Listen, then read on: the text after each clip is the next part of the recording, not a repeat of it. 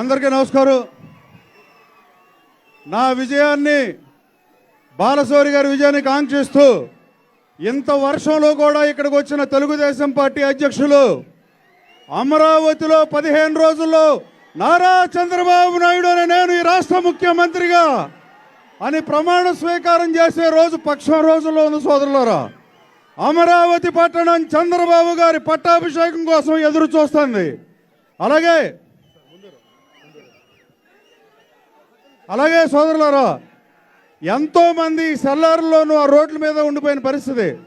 ఇది మంచి శకునుగానే భావిద్దాం. వరుణ దేవుడు మన పార్టీలో చేరాడని భావిద్దాం. అలాగే సోదరులారా, జగన్మోహన్ రెడ్డి గారి కన్నా తక్కువ వయసులో ముఖ్యమంత్రి అయిన చంద్రబాబు నాయుడు గారు 95లో 10,000 కోట్లున్న బడ్జెట్ని 52,000 కోట్లకు పెంచి ఈ రాష్ట్ర ఆదాయాన్ని పెంచిన ఆయన మళ్ళీ రావాలని, అలాగే అలిపిరిలో బాంబు దాడి జరిగినా భయపడని కంట తన్నీరు పెట్టని చంద్రబాబు నాయుడు గారి చేత కన్నీరు పెట్టించిన మనుషుల్ని ఏమనాలి సోదరులారా?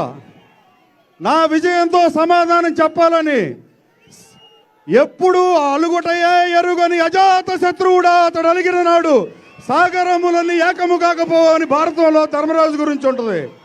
అది చంద్రబాబు నాయుడు గారికి వర్తిస్తుంది. ఏ రోజు 45 సంవత్సరాల రాజకీయ జీవితంలో అలగటం ఇలాంటి చేయని పెద్ద మనిషిని ఇది గౌరవ శోభ కాదు, ఇది కౌరవ శోభ. ఈ సభలో ఈ రాష్ట్ర ముఖ్యమంత్రిగా తప్పకి అడుగు పెట్టనని భీషణ ప్రతిజ్ఞ చేసిన చంద్రబాబు నాయుడు గారిని ముఖ్యమంత్రిని చేయటానికి ఈ రాష్ట్ర ప్రజలు ఇది చారిత్రాత్మక అవసరంగా భావించి దానికి సంసిద్ధులై 13వ తారీఖున ఈవీఎంలో తెలుగుదేశం బటన్ నొక్కడానికి సిద్ధంగా ఉన్న పరిస్థితులు సోదరులారా.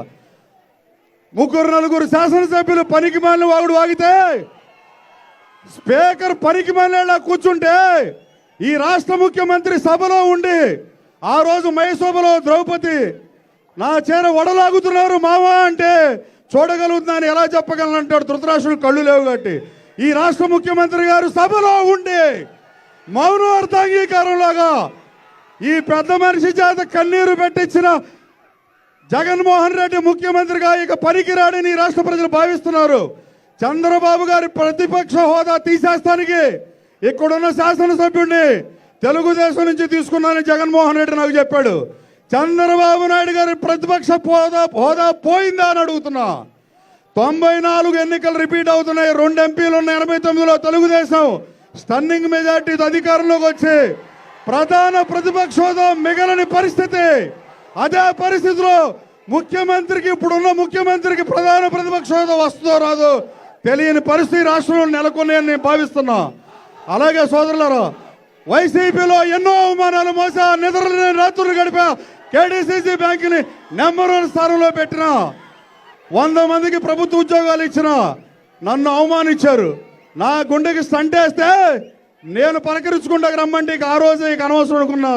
సార్తో మాట్లాడినాక నాకు మళ్ళీ రాజకీయాల్లో కొనసాగాలి పచ్చబొట్లు వేయించుకున్నాళ్ళు వైసీపీ శ్రేణులు, నా కార్యకర్తలు, సహచరులు, నాయకులు, అభిమానులు అందరి కోసం గన్నవరంలోనే ఉంటానని చెప్పా. మీతో గన్నవరం అమెరికా వెళ్ళిపోతానని చెప్పారు. పోయిన నేను 7 సంవత్సరాల నుంచి ఇక్కడే ఉన్నా. నేను ఖర్చు పెట్టిన ఆ రోజు ఖర్చు పెట్టి 80-90 కోట్లు నా కష్టార్జితం, నా రక్తం.